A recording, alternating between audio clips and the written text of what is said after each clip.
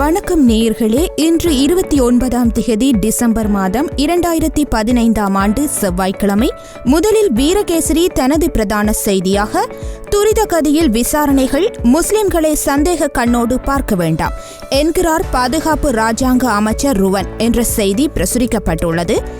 இலங்கையை சேர்ந்த 45 பேர் IS பயங்கரவாத அமைப்புடன் தொடர்புள்ளதாக தெரிவிக்கப்பட்டுள்ள நிலையில் அது தொடர்பில் விரிவான விசாரணைகள் முன்னெடுக்கப்பட்டு வருகின்றன. ஆனால் இந்த விடயத்தில் முஸ்லிம் மக்களை சந்தேக கண்ணோடு பார்க்கும் செயற்பாட்டில் அரசாங்கம் ஒருபோதும் ஈடுபடக்கூடாது என்று பாதுகாப்பு ராஜாங்க அமைச்சர் ருவன் விஜயவர்தன தெரிவித்துள்ளதாக இந்த செய்தி வெளியாகியுள்ளது. சுயாதீனமாக செயல்படாததன் காரணமாகவே நெருக்கடிக்குள் சிக்கியது தமிழ் கூட்டமைப்பு, சிக்கல்கள் தொடரும் என்கிறார் தினேஷ் என்ற செய்தியும் இன்றைய வீரகேசரியில் வெளியாகியுள்ளது. பாராளுமன்றத்தில் எதிர்க்கட்சியாக செயல்படும் தமிழ் தேசிய கூட்டமைப்பு சுயாதீனமாக செயல்படாததன் காரணமாகவே அக்கட்சிக்கு இன்றைய நெருக்கடி நிலை ஏற்பட்டுள்ளது. எதிர்க்கட்சி என்ற ரீதியில் சுயாதீனமாக செயல்பட்டிருந்தால் தற்போதைய நெருக்கடி நிலை தோன்றியிருக்காது என்று மஹிந்த ஆதரவு அணியின் முக்கியஸ்தரும் மக்கள் ஐக்கிய முன்னணியின் தலைவருமான தினேஷ் குணவர்த்தன MP தெரிவித்துள்ளதாக இந்த செய்தி பிரசுரிக்கப்பட்டுள்ளது. மேலும் ஒரு செய்தியாக, இராணுவத்தினருக்கு தினம் 3 தடவைகள் விக்னேஸ்வரன் நன்றி கூற வேண்டும். வடக்கில் அபிவிருத்தியிலும் தமிழ் மக்கள் நிம்மதியாக வாழும் சூழலை உருவாக்கி கொடுத்ததிலும் இராணுவத்தின் பங்கே அதிகமாகும். இந்நிலையில் வடமாகாண சபையும் தமிழ் அரசியல் தலைமைகளும் மக்களுக்கு என்ன செய்துள்ளன என ஜாதிக ஹெல உரிமைய கட்சியின் தலைவர் ஒபல்பே சோபித தேரர் கேள்வி எழுப்பினார். வடமாகாண முதலமைச்சர் விக்னேஸ்வரன் குறைந்தது ஒரு நாளைக்கு 3 தடவையேனும் இராணுவத்தினருக்கு நன்றி தெரிவிக்க வேண்டும் எனவும் அவர் குறிப்பிட்டுள்ளதாக இந்த செய்தி தொடர்ந்து செல்கின்றது. அடுத்து இன்றைய வீரகேசரியானது மலையக செய்திகள் பக்கத்தில் ஆறுமுகன் தொண்டமான் கூறுவது போன்று மலையகத்திற்கு மாத்திரம் தனியாக மாற்று திட்டங்கள் கொண்டுவர முடியாது.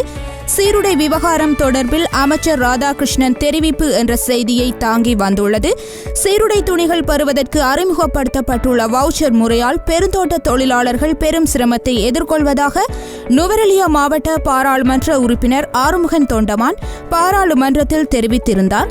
எனினும் இலங்கை முழுவதற்குமான அறிமுகமே இந்த வவுச்சர் முறை. ஆகவே ஆறுமுகன் தொண்டமான் கூறுவது போன்று தனியாக மலையகத்திற்கு மட்டும் மாற்று திட்டங்கள் கொண்டுவர முடியாது, கல்வி ராஜாங்க அமைச்சர் வேலுசாமி ராதாகிருஷ்ணன் தெரிவித்தார் என இந்த செய்தி வெளியாகியுள்ளது. அடுத்து இன்றைய வீரகேசரியின் ஆசிரியர் தலையங்கமாக அதிகரிக்கும் விபத்துக்களை கட்டுப்படுத்த நடவடிக்கை அவசியம் என்ற கட்டுரை வெளியாகியுள்ளது.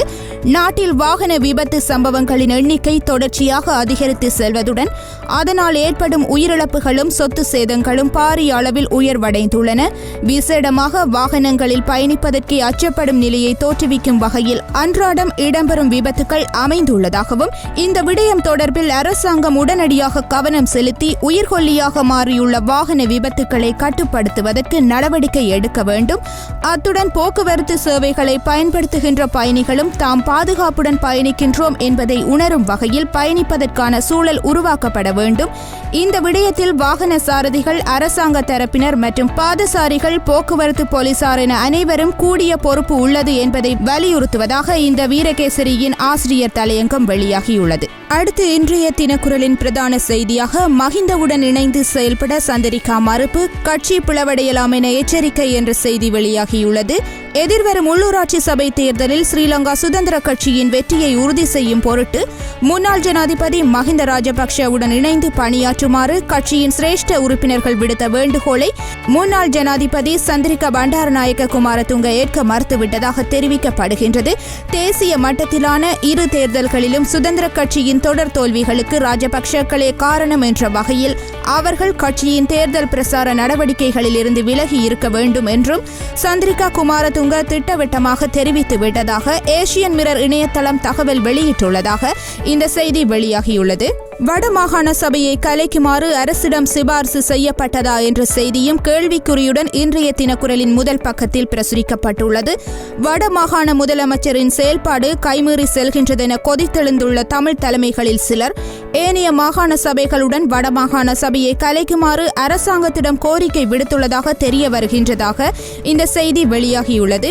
அடுத்து இன்றைய தினக்குரலின் மலையக பக்கமானது வரலாற்றில் முதல் தடவையாக தொழிலாளர்களுக்கு வரவு செலவு திட்டத்தில் 2500 ரூபாய் சம்பள அதிகரிப்பு வரப்பிரசாதம் என்கிறார் வடிவேல் சுரேஷ் என்ற செய்தியை தாங்கி வந்துள்ளது.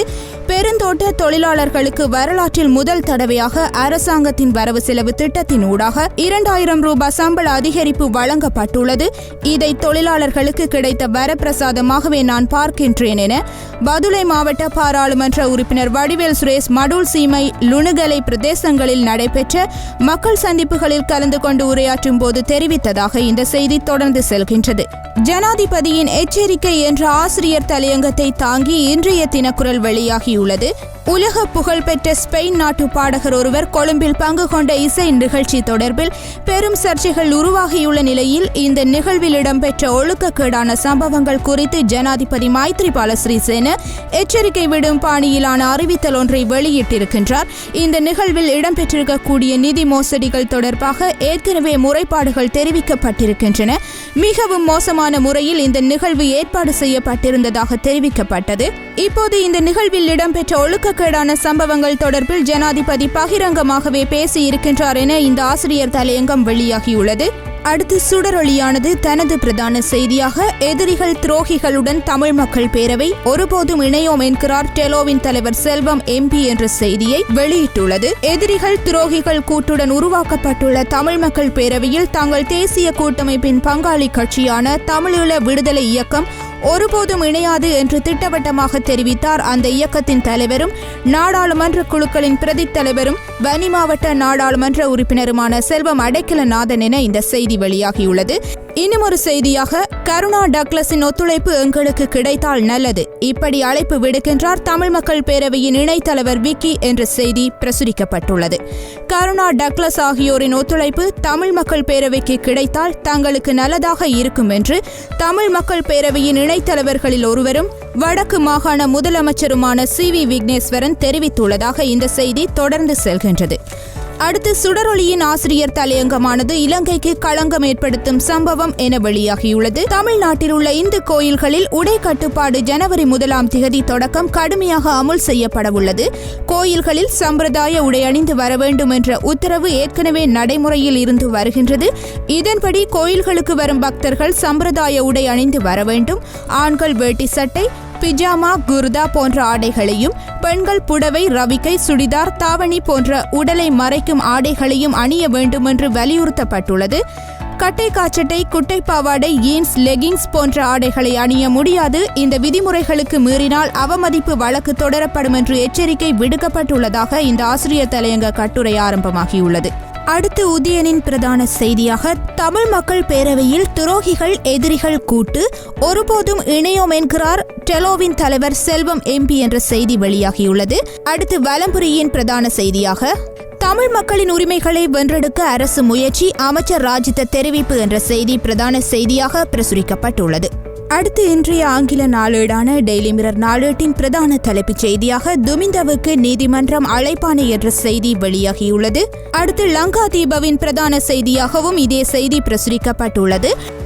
அடுத்து இன்றைய பத்திரிகைகளில் வெளியாகியுள்ள இந்திய செய்திகள் பக்கத்தில் ராஜீவ் கொலை வழக்கில் கைது செய்யப்பட்ட 7 தமிழர்களின் விடுதலை தொடர்பான செய்தியில் கவனம் செலுத்தப்பட்டுள்ளது. ஆப்கானிஸ்தானிய காபூல் நகர விமான நிலையத்துக்கு அருகில் வெடிபொருட்கள் நிரப்பப்பட்ட வாகனத்தை பயன்படுத்தி தாக்குதல், சமாதான பேச்சுவார்த்தைகள் தொடர்பில் ஆப்கானிஸ்தானும் பாகிஸ்தானும் இணக்கம் கண்டுள்ள நிலையில் சம்பவம் என்ற செய்தி புகைப்படத்துடன் பிரசுரிக்கப்பட்டுள்ளது. வீரகேசரியின் கேலி சித்திரமாக அண்மையில் இடம்பெற்ற இத்தாலிய பாடகர் ஒருவரின் இசை நிகழ்ச்சியின் போது பெண்கள் தமது உள்ளாடைகளை கலற்றி எறிந்த சம்பவத்திற்கு ஜனாதிபதி மைத்ரிபால சிறிசேன கண்டனம் தெரிவித்திருந்தார். தனது கண்டனத்தின் போது பெண்களின் உள்ளாடைகளை கலற்றி எறியும் நிகழ்ச்சிகளுக்கு இனி இடமில்லை என மைத்ரிபால சிறிசேன தெரிவித்திருந்தார். இந்த நிகழ்ச்சியை தொலைக்காட்சியில் பார்த்திருந்த குடிமகன் ஒருவர், அடடா இவ்வளவு நாளா இப்படி ஒரு நிகழ்ச்சி நடப்பது தெரியாம போச்சே என்று தெரிவிப்பது போன்றும் அவரது மனைவி அவரை நோக்கி அடிப்பதற்கு ஓடி வருவது போன்றும் இந்த கேலி சித்திரம் வெளியாகியுள்ளது. அடுத்து தினக்குரலின் கேலி சித்திரமும் இதே சம்பவத்தை சித்தரித்துள்ளது.